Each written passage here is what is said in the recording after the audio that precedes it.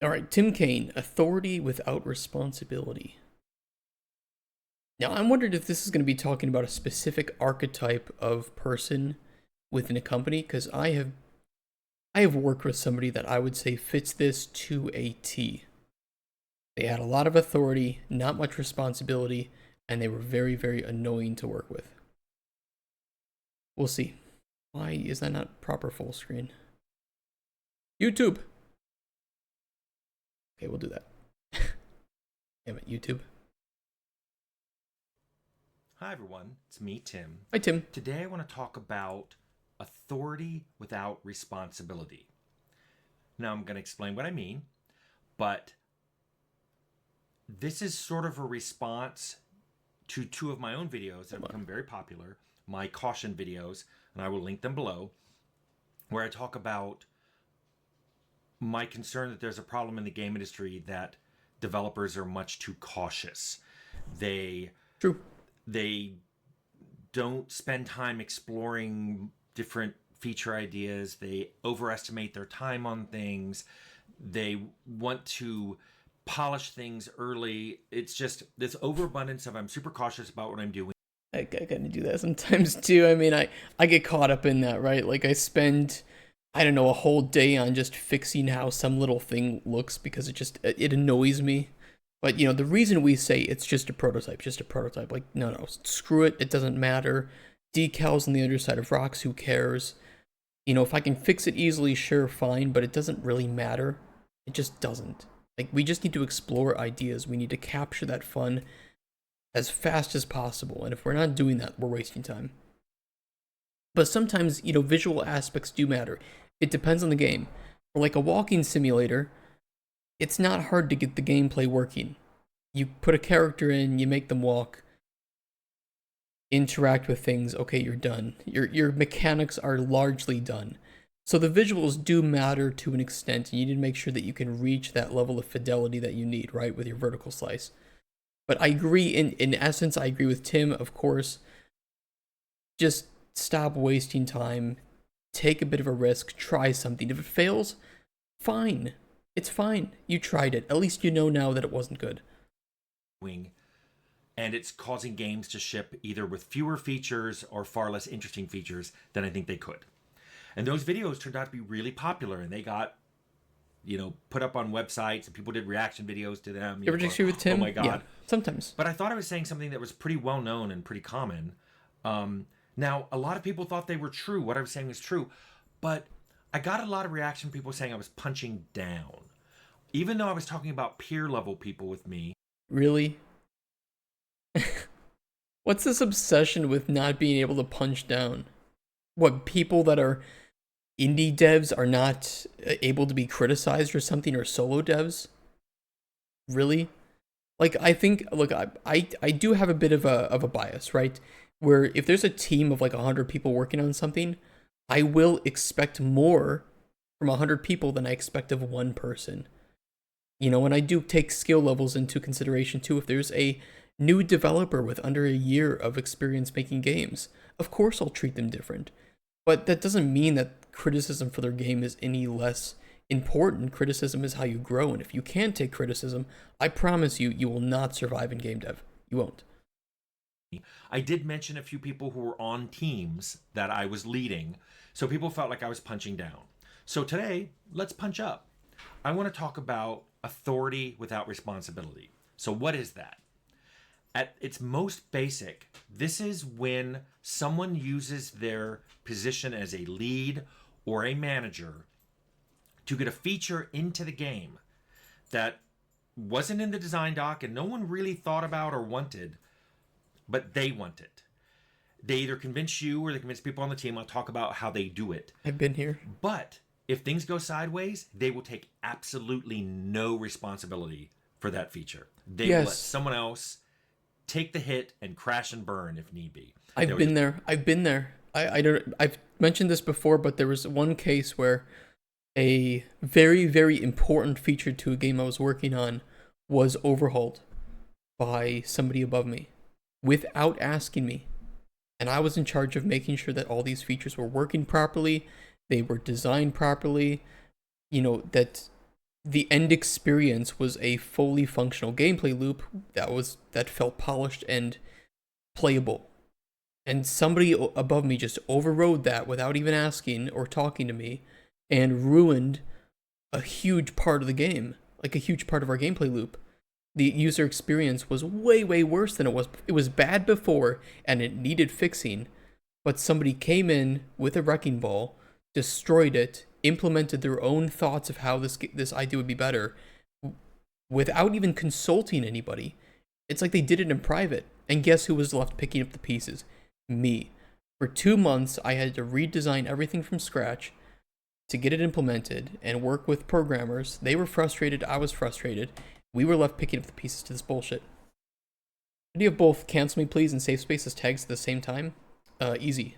I just don't give a fuck. Have you ever been guilty of pushing a feature into a game that wasn't good in the end?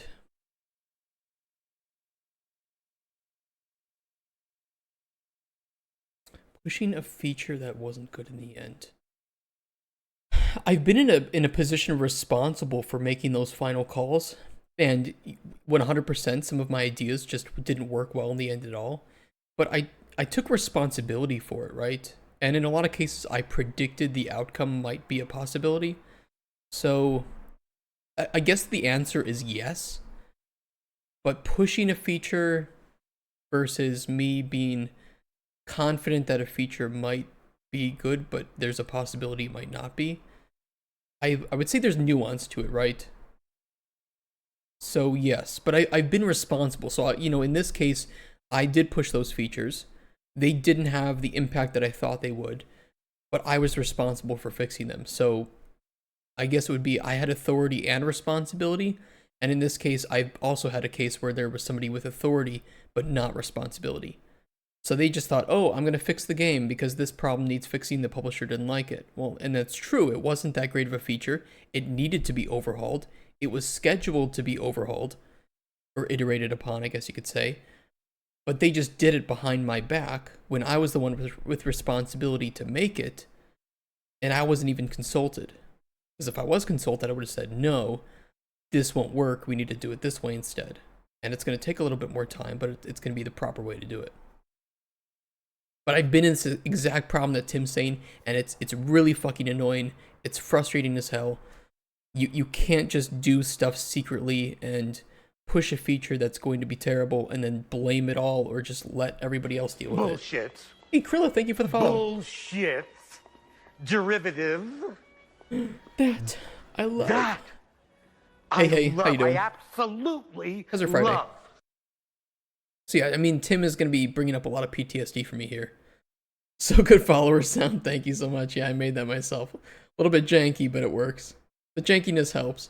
Just walk away. But if that turns out to be a popular feature and it gets mentioned in reviews and stuff, you can bet your biddy they will take full responsibility. They'll talk about how it was their idea, how they convinced everyone to put it in, and they're super glad that everybody likes it. I've seen this happen a million times. Yes. Well, it's a very toxic way to work too. I think if I was working with somebody like that or had somebody like that in my company, if I inadvertently hired somebody in Microraptor that I caught doing that, number one, they're being disciplined hard. Like, you cannot be that toxic and ruin the game or even have a brilliant decision that just, it worked, it was great, but still the way you handled it was very inappropriate, right? Like, you say too many cooks will spoil the broth. To some extent, yes. But then also, if you just try to do everything alone, especially as a game designer, that's a recipe for disaster. Tim Kaine makes so good videos. I'm very glad he posted his wisdom on YouTube. Yeah, I agree. Tim Kaine is just a treasure trove that I love opening and learning more from him. Spank me, Daddy Raptor. Damn you. Hundreds of times. So let me tell you how it works. This is the way I've seen it. Okay. Get the process that I see this happen, where people in positions of authority get stuff into games. The first thing they will do is they'll come to you and they'll say, hey, I noticed we're not doing this feature. I think we should do this feature. And they'll explain it. Now, sometimes you just go no, which I always think is a little unconstructive. I will usually say, well, It we is. thought about that, but it causes these problems. And almost always like, oh, I don't think it'll cause that problem. Or I'm sure you can fix that. To which I always go, it did cause these problems in these other games that you've mentioned, and I will not figure out how to fix it. If this is your idea, you fix it. They don't like that. I mean, there's a lot to unpack here. So he's right. Where if you're in a design position, especially one with authority and responsibility, like a lead or a senior, specifically a lead, people will come to you all the time with ideas. And he's right. Just telling them no is unconstructive. It doesn't solve anything, and it seems more aggressive than helpful. You know, you're not being a team player at that point. You're not teaching them. You're not educating them. Sometimes they know that they don't know best, but they want to be able to think better so that they're not wasting your time and they're not wasting their own time. That they, oftentimes, if they don't understand the point of the game, they might tell you, you know, there's a good way to tell if your pillars, if your gameplay loop, if the core idea of your game isn't being communicated well through either onboarding documentation or from your talks with an individual, right? Is if they come to you with wildly outlandish ideas that don't fit the game. And that is a warning sign that you need to communicate better what this game actually is. However, if they come to you with ideas that do fit within the pillars but just aren't part of the vision, then just telling them no it does nothing to help them. And in cases, it might hurt them enough that they won't come to you in the future, even if they have an idea that they know is pretty damn good. Because they're just going to be afraid that you're going to say no, or you just say no and you tell them that you have to get back to work all the time. They're going to get burnt out, they're going to get frustrated, they're going to feel ignored. And then they're going to quit your company probably. So yeah, you have to tell them what you mean and why it doesn't work. And one of the reasons why it's, you know, game designers just need to play games, always, all the time, play different games, understand what different games are trying to do, is because you need to be able to say, well, this didn't work in this game, and it caused these problems, and a lot of players complained. You need to have that so that you can come to the table with your facts, I guess you could say, of where this feature they're suggesting didn't work, or reasons why it might not work in your game, even though it worked in these other games. So Tim is assuming that Tim is never incorrect in these exchanges. I think he's just sharing his experiences. This is not, I think, a case where he could be wrong. This is 100% a problem that occurs, and I've seen it happen too in a lot of cases, and it's never great. They don't like getting pushed back on. They remind you of their position. I'm your boss. I'm your manager. I'm your lead's lead, or whatever they're saying. And you usually what I end up doing is if I'm That's in a weaponizing position, position. this is something that this feature will be my responsibility ultimately being in the game. I remind them of my position and then I say no. And I usually try to say, well, if you fix this issue, come back. If you think of a solution, come back and we'll talk about it again. Yep. They usually go to step 2 at this point. That was their first step. They go to different people on the team and they try to convince them. Oh, yeah, the politics. Absolutely necessary this feature is. Yep. They're saying, oh, these other games have it. We're going to be caught flat-footed. People are going to wonder where this feature is. We're going to look old-fashioned. All these things that poke people on your team like, oh, you're right. I don't like it. Once he or she convinces a team member that the feature should be in there, then the team members come to you saying, oh, we really should be doing this. So 2 things happen. One, it's no longer the managers, it's the people on your team, and suddenly there's strength in numbers. There's a number of people coming at you going, we really should do this, we should do this. So it's really hard. Very toxic behavior. But if you do, I've seen several of those manager types go to position 3, where they will simply order someone on your team, do it. Yep. I'm ordering you to do it. I'm your boss's boss's boss. Do it. And they may even say, don't tell anyone. As if, and I've had a whole video about that. I'll eventually find out. Jesus Christ. So, here's what happens in the future. This is the result of them doing this. This taking this authority, but they don't want any of the responsibility. If the feature goes in and does well, you can be sure that everyone, and I mean everyone, understands it was their idea and they were the one who got this put in against, with resistance, but they got it in. That's the problem, though, is even if it is a good idea, the way they went about it is such a toxic, single player, you are the main character type of issue. It's bad. I would not, if somebody was doing that, I would, especially, the problem is if it's a boss, right? Because then it's like, well, you either need to take it to the person above them and explain to that individual why it doesn't work, or you need to leave and find a different company to work for. Can't vouch for Tim's judgment, but I know a lot of guys in Tim's position who say no to various ideas merely because they are set in their ways. They don't want to add extra work on their plate rather than it actually being a bad idea. Yeah. And that's kind of, I guess, a similar, it's like two sides of the same coin here. I've had both. I've had somebody above me pushing for this, and I had to go to the person above him. In this case, in that case, the CEO, right? And I had to fight somebody directly under the CEO by going to the CEO and explaining to the CEO why this individual was not a good team player, why it was very dictatorial, why people were ready to leave the company because of this individual. And while that's not a position that any CEO wants to find themselves in, right? You put the people directly under you that you can trust and that you need to stand up for. And if you can't stand up for them and defend them, then you're not doing your job as a CEO. But at the same time, if this individual is causing a massive rift in the company and in the team, well, they're not doing their job either. So you're caught between a rock and a hard place. You can't necessarily... I don't necessarily believe this, what I'm about to say, but you can't have the people near the bottom of the ladder, so to speak, which is why I fucking hate hierarchies. But you can't have people near the bottom of the ladder trying to rebel against their leader. It doesn't look good. It causes a lot of problems within the team.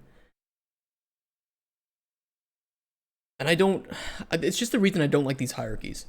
It's why you really need to be really careful who you put in charge, who you hire, and how you guys communicate. And if you're hiring people with such shitty egos that they become dictators and they have these toxic ways of working and ordering people around instead of trying to be team members, trying to create the best, quality game that you can in a healthy manner, then you don't have a good team. You do not have a good team. Gives responsibilities to the company, not the people. Yeah. I don't know. There's a lot of CEO responsibilities, aren't there? But it's, because for me, it's like I've had both cases. When you're a lead, you have people above you and you have people below you. Below and above, let's just say that, okay? And the other team members for me are the people that I prioritize the most. And I know that they're going to have the most realistic ideas for the game because they actually are making the game. And they understand the game. They have to understand the game to make the game. The people above me rarely understood the game as well as me, or as well as other team members. So, but they're also the ones that it's harder to say no to because they are in charge of you. So you need to prepare very good arguments for why something doesn't work and hope that they have good egos that can handle that. Difficult to be selective of who you hire. You get the applicants that you get and you don't truly know them until they've been in the company for a while. That's true. But you can have very strict ways that you hire people and interview types that you do that I've seen work pretty well. You can also have trial periods to see how they work within a team setting and within your team specifically. So there are some ways that you can prevent issues, but you can't always predict when they might happen, right? And if, of course, somebody might have a terrible bad day or a fight with their loved one, they don't want to talk about that. And of course, they don't have to talk about that, but that can affect, maybe the way they come into work the next couple days or something. Strict hiring falls apart because in today's culture, it's all about connections. I disagree. You can still do strict hiring. In fact, because you're hiring from abroad with remote work, you can be very, very strict about hiring now. Hey, where are the more it's about budgets and the numbers? It's true. I think you need, if you're hiring for culture and you're hiring like company culture, there are a few methods that you can do to make sure that somebody you're hiring has a pretty good chance of fitting within the team. It means if someone likes someone, they will put them in a position. Then you have toxic hiring managers, right? where you're hiring based on whether or not you like someone and not whether or not they fit within your team. There are plenty of people that I like to talk to, I like to hang out with, and I would 100% not hire them for my company because I know their personalities. I have a deadweight member earning more than any other person while being on half your vacation due to stress now. Well, yep. That's why I'm glad that we'll be incorporated in the United States, so I have a bit more ability to not have those types of individuals on my team. But either way, I think what Tim is saying is right, and it's toxic. If I have somebody like that on my team, the good part is I'm CEO, so if somebody that I put in a high position like that is acting that way, I'm like, dude, stop, or you're done. You're out. You do not get to play personal main character syndrome politics with the rest of the team and fuck over the development of this game. If you're going to act that way, go have fun doing that at some other company, not mine. They will tell everyone at the company. They will tell the publisher. They will certainly tell interviewers. Oh yeah, that was me. That was mine. It's an ego problem. They didn't want it, but I got it in. However, if the feature goes in and does badly, they just won't say anything. They won't lie. Oh no. They won't say it wasn't their idea. Yep, They just yep. won't say anything because they know that the game director or the lead of that area or the team itself or maybe even the publisher will take the hit. I've seen all four of those happen where reviews assume or fans assume, oh, I can't believe, this director or this lead, this looks stupid. This is a dumb thing. Why did they put that in there? They're dumb.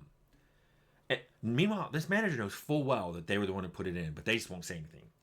Similarly, if the feature doesn't make it in, they weren't successful, and the game does well, they just won't say anything. They'll be like, oh well, I tried, and it didn't happen, and the game's good, so all is well. But the flip side of that, if the feature doesn't go in and the game doesn't score well, you can be sure that they will comment to everyone. Well, if this feature had gone how in, the game would have been much improved if people would just listen to them and put this feature in. And they're trying to leverage that in the future for making sure that their ideas get taken care of. Or at least... What I will say is, I talk a lot about how junior designers, one of the things I try to teach them is, if you see a red flag in your design, you should be the first one to say that. And openly, publicly. Don't feel embarrassed. Not every idea is great. And if you are just anything that you think is like, oh, well, I see some issues with this feature. We're going to try it. And if we need to iterate on it, let's do it. And the reason that you do that is you train your ego to being able to take responsibility for your own actions. It's like, yeah, you know what? This is an experimental idea. And it might work or it might fall flat in its face. We'll have to see what the players say. And if it does, then you can rest assured that you were the first person to say, yeah, it might suck. Okay, take responsibility for that. Fix it. Talk to some players. Talk to some team members. See how you can improve upon it and make it better. And then give those players or those team members the credit that they deserve for coming up with ways to fix it. You'll look like a hero. You will look like a hero, if that's worth anything. And you'll be respected by your team and your community at the same time. Your goal is not to have good ideas. Your goal is to find good ideas. Curate them, polish them, blueprint them, implement them, and take responsibility for them. I don't understand why these people are getting so emotionally invested in someone else's game. Who? Oh, you mean like the managers? I mean, everybody likes to think that they have good ideas, right? Just look at Reddit. Look at Reddit, and people are like, oh, this would fix the game. Look at Stop Killing Games, and people are saying, oh, this would fix so many problems with multiplayer games being unplayable. But they don't understand the nuances, right? You're like a McDonald's employee trying to improve the recipe of a McDouble. But maybe they could. Maybe they could. And the thing is, they would bring that to the superior. The superior would, McDonald's is like super hierarchical, right? Because it's tens of thousands of employees around the world. It has to be. So there is a chain of communication. With smaller teams, the reason why we want to have like 15, 20 people max at Microraptor Games is because we can get rid of all that hierarchy bullshit, still have some people in decision-making departments, but we don't have to look at individuals in the team as you are a junior. No, you are a developer. Simple as that. You carry equal weight within the team when it comes to ideas and being able to voice your opinions. I have the best ideas myself. A Panzerwolf Alpha, right? I hate that I've worked with people that think like that. I worked with a guy who called everybody under him his minions. And all he did was pretty much walk around all day when he wasn't watching YouTube videos or Netflix and just tell people, yeah, do that instead. What a toxic individual. At least listen to and probably put in.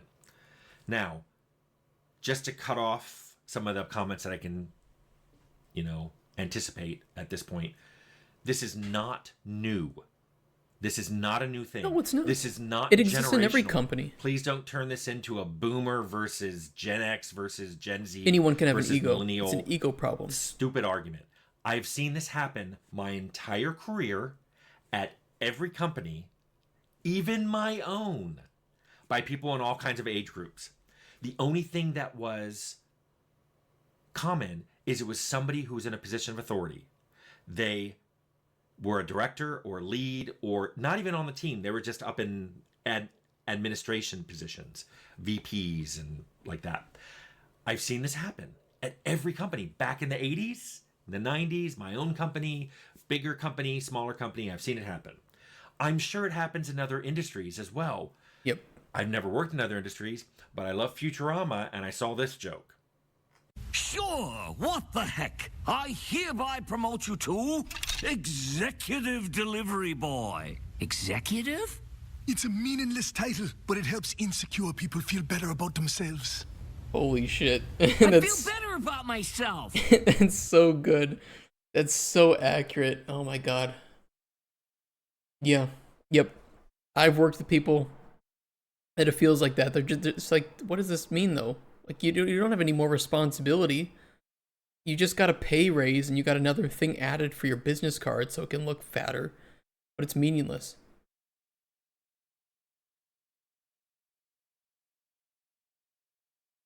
You should just show up and make the McDouble game and get a paycheck. There's no reason to pour your heart into something that you don't own.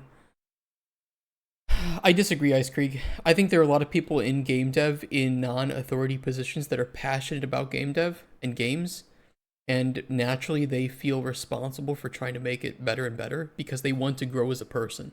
They don't want to think that the next 2 to 3 years of working on the game is going to be meaningless. And called to staying in a workplace for almost 2 years. Why? What, by who? You have cum creeping on the left side. What do you mean, lazy fangs? What are you talking about, lazy fangs? There's something wrong with my green screen. Okay, just an FYI. Many executives... Green screen is kind of not greening. Is it the light from the sun on this side? The light? I don't think there's much I can do about that. Kind of let it be for now, unfortunately. Should save that creative energy for their own side projects. Well, see, some people, Ice Creek, like me, for instance, I'll talk about myself. I love game dev. I love gaming. And I work in game dev because I'm passionate about it. So my career is my passion. So every day that I go to work, I love what I do. And some people are okay with splitting it between I'm just working and then after work I can do my own passion. But I'm the other way around. I work 8 hours, 7 to 8 hours a day on stream doing my passion. And then when I go home, I continue with my passion by playing games or doing a bit of work off stream for business emails and shit. So it's like all day I'm doing what I'm passionate about and I love it. I'm very happy. I'm very frustrated as a person because I want to, keep getting better and better. but that frustration drives me to become better. So when I go to work and I work on a game, even if the company is being an asshole to me, I'm going to care a lot about the game. What I won't care about is if they're an asshole to me, is the company itself. So I'm going to be, kind of belligerent. I'm going to speak up about the ways that they're doing things poorly, but I'm going to work my ass off to make sure that that game is high quality, best as I can. Makes me a tough person to hire. Unless you are a company that treats people well, is passionate, knows how to stomp out your ego, then we'll get along perfectly. Producers earn that credit. Like, earn it. Like, they work really hard making sure that the game or TV show or movie stays on track and stays true to its original vision, and they're keeping an eye on everything going in. Yeah. But many don't. Many of these executive producers, it's almost an honorary position. They got it because they ordered it, because they were in a position had a lot of money to order it, or they felt like they deserved it. Kind of like honorary degrees. Some people deserved it. Some people worked really hard at their professions and they deserve that honorary degree. Other people are just getting it because they're famous and or wealthy, donated to the university. I know at least one EP credit that someone got because they donated money to the thing. So here's the thing. The executive producer role is so poorly defined that you will never know which one. He's right. Which, for a particular executive producer credit, what camp they fall into, which is exactly what they like, because it's such a poorly defined role, and some of them do work hard and deserve it. The ones who get slid in there, they're just happy to take the credit and get the credit and talk up that credit, but they didn't really do anything. Now I know at this point people are going to say, "Okay, Tim, that's the problem. How do we fix it?" I do not know. Like I said, this has happened throughout my career at every company I've ever worked at. Yeah.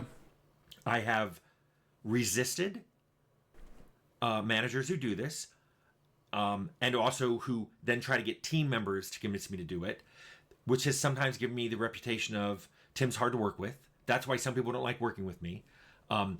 I'm sure there are other reasons, but one of them is that I resisted these ideas that I knew would cause problems. And they didn't want to admit the problems. They just wanted, they were convinced that feature was good, and I was suddenly being hard to work with. I've also given in and said, fine, we'll do it. I'm tired of arguing about this. We've wasted more time arguing about it than it would take to implement it. And of course, it went in, caused problems. I was blamed. Well, you were the lead, you were the director, you're responsible for this. And sometimes we had time to switch the feature to something else before it shipped. So all of that blame assignment happened to me within the company, but you, the game player, never saw it. Sometimes there wasn't time, and the game shipped with a feature I didn't like, I didn't want, and I argued against. And now I'm taking the blame for it being there. Tim and I are in... I need to talk to him. I need to interview Tim Cain, or just, have a casual conversation with him, because it's exactly the same. I've been labeled hard to work with just because I say no to things that I am pretty damn sure would cause a problem with the game. And it doesn't mean that I'm right about everything. It just means that this is my position. This is what I am responsible for. And as a game designer, if the game has something that is poorly designed, or has, a bad player experience, oftentimes I'm the one responsible for it. And I'm willing to take responsibility for things that are bad, but it also means that I'm in the position to say that, no, I don't want this because I think it'll make the game bad, or yes, I want this because I think it'll make the game good. You're definitely fortified around your decisions and don't often try to wear someone else's shoes. Who? In which case? Because defending is different than blocking. We should give you specific examples of features that would cause problems. You can't really give specific examples. To you, that's just my impression. In which cases, though? Give me a specific use case. You can't always give specific examples of features because no one feature is going to for sure be bad for all games, right? Some really weird ideas can work for a very niche game. You could argue with Goat Simulator that allowing glitches that don't cause crashes would be a bad idea. But it works because the game doesn't take itself seriously and relies on these glitches to create unexpected moments of humor. So, it's a pretty hard push to say, hey, we're not going to fix that bug. We're going to let it exist, even though it causes the camera to jank out and go all over the place. But it works. But in a lot of cases, you need to, I'll say this, lazy things, you need to make decisions, right? You need to make decisions, you need to stick by them. You can't flip-flop on decisions left and right without trying something. So you go with your gut, you trust your gut, you stick with it, and if it's wrong, it's wrong. Simple as that. But as a game designer, especially a lead game designer, you need to be able to say, okay, we're going to be trying this, and if it's wrong, we'll fix it. But we're doing this, I'm going to take responsibility for it, and that's different. Having authority and making decisions without responsibility is different than having authority, making decisions, and owning the responsibility. And you need a lead game designer who knows how to make decisions, defend them, double down on some cases that you need to double down on in order to see if it works. And if it doesn't work, if they are a good lead designer, they will take responsibility and say, yeah, that idea was bad. Let's try something else. Or let's just get rid of it because it wasn't working for us. If you flip-flop too often, you're not a useful designer. And I've worked with game designers like that where they're pushovers. They'll say, well, maybe, okay, we'll see, yeah, sure, whatever.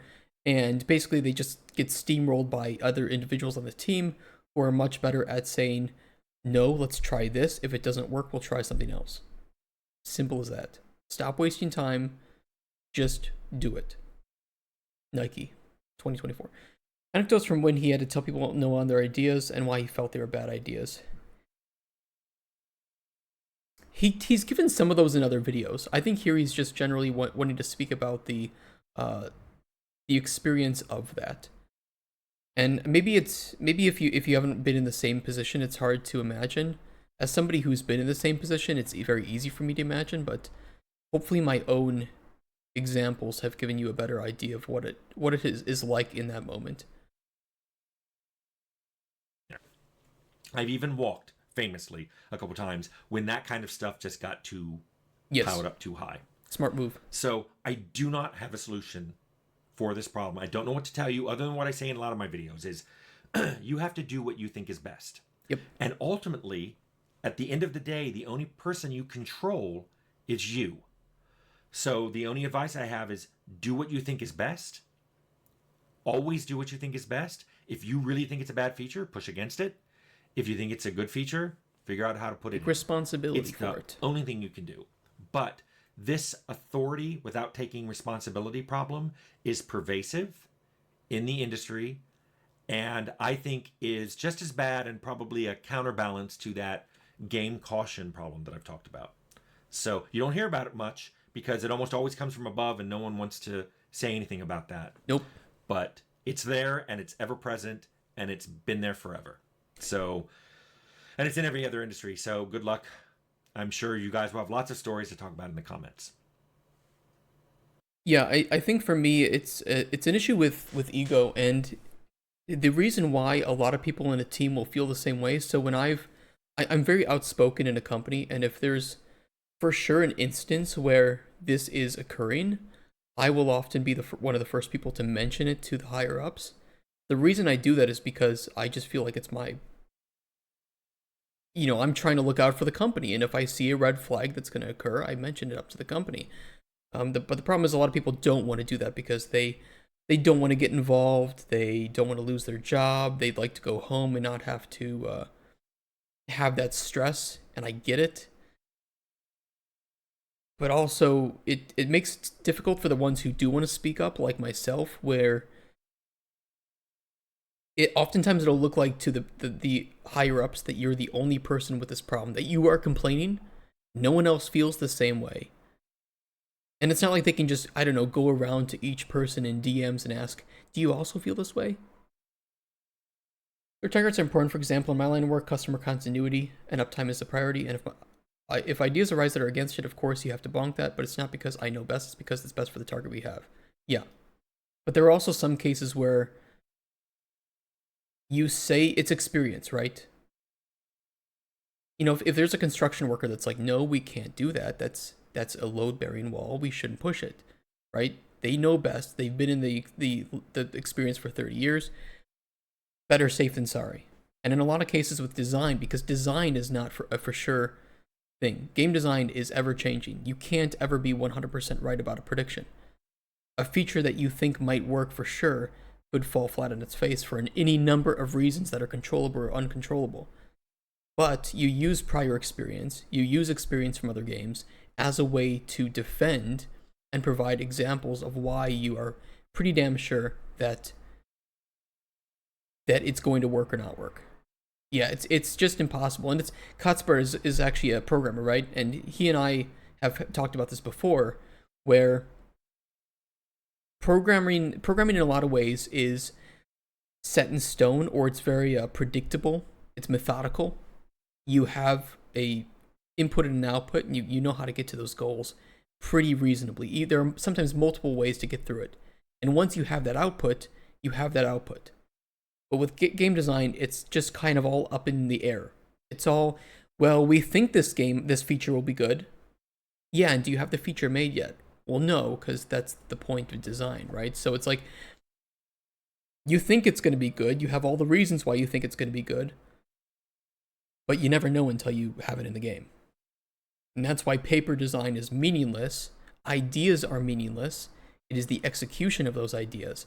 And that's why designers' responsibility is to blueprint those ideas so that execution goes better and the result is closer to as predicted or desired that you wanted in the first place. So again, that's why it's very important to have a game designer and a lead who is very, very good at defending and standing up for ideas that they think is good. But don't conflate defending ideas as saying that you know it's going to be better, or that the designer is being egotistical. If that falls flat on its head and the designer said, well, it just wasn't done properly, or no, I was right, it's just the players that are wrong, that's an ego problem. But if the designer immediately says, nope, didn't work, thought it would, didn't, you have a good lead designer, because they can take responsibility, they can admit that they were wrong, and they can adjust to it. And that's another learning experience that plays into them becoming better designers over time. Thanks for coming to my TED Talk on that one. Everyone has a different experience, and experience is based on preference. Yes, but that's why when you're like hiring a designer, you want to have somebody put into that design position who knows that genre or likes that genre, and that way they're part of that market. Blueberry Wall just put a header in.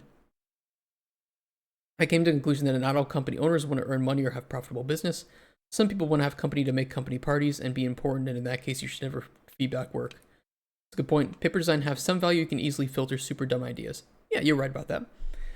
Most people don't see difference between shallow cool versus cool. Yeah. I also sometimes say that if what you design is not liked, then the people are not the target people. They're dumb. I don't believe they're dumb.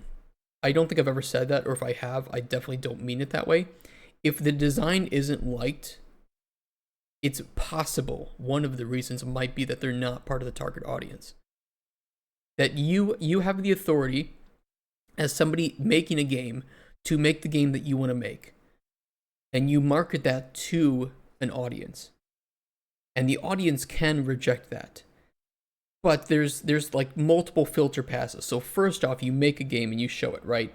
And this is your audience. Well, you shrink it a bit because afterwards, some of the audience you thought was part of the audience isn't actually part of it. And that is all up to like managing expectations of who the game is meant for.